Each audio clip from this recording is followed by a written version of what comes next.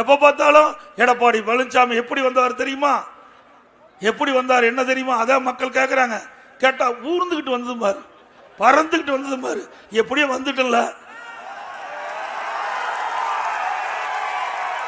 என்னை கண்டா பயப்படுறீல்ல?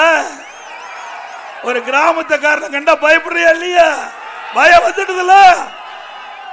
சட்டமன்றத்தில் பேசுறாரு ஸ்டாலின், திடீர்னு எந்திரிச்சார்.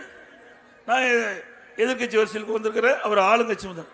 ஏதாவது பேசுவாருன்னு கேட்டா, நீங்க எப்படிங்க பாரதிய ஜனதா கட்சியோட கூட்டணி நிற்பீங்க?